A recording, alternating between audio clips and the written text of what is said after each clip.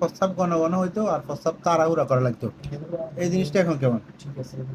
এখন প্রস্রাব ঘন ঘন হচ্ছে? ঘন ঘন মানে ওই প্রস্তাব করে আসলে হুম। আবার মানে প্রস্তাব করে উঠে যেতে লাগলে তা আবার বার হয়ে এক আবার দুপুরটা আসে, ওইটা তো ওই সময় সমস্যা, ওটা বলে না, বলছেন প্রস্রাব ঘন ঘন হয় আর প্রস্রাব এটা সমস্যা নেই। এখন ঠিক আছে ওইটা। আর প্রস্রাব মানে ধরে রাখতে কষ্ট হইতো, তো ওইটা কেমন এখন? এটা ঠিক আছে আপনি। এখন ভালো হয়েছে পুরোপুরি? আচ্ছা যাক। আর প্রস্রাব সমস্যা স্যার আসছিল আপনার পুরুষাঙ্গের মধ্যে একটা চুলকানি ছিল, ওই চুলকানিটা গেছে? চুলকানি নেই। পুরোপুরি ভালো হয়েছে তো? আর একটা ছিল দাউদ, তো ভালো হয়েছে আলহামদুলিল্লাহ। আপনাদের ওই যে অন্ডকোষের থলিতে যে একটা সিস্ট ছিল টিউমারের মতো, হ্যাঁ, গোটা, ওইটা ও ছোট হয়ে গোটাটা গেছে। গেছে?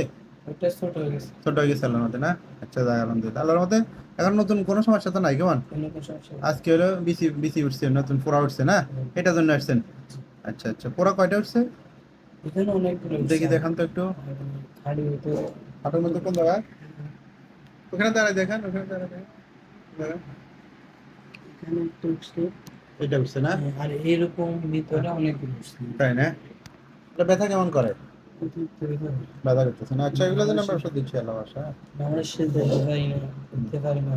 দেখ আলহামদুলিল্লাহ অনেকগুলো সমস্যা তো আল্লাহর মতে, আল্লাহ আলহামদুলিল্লাহ ভালো।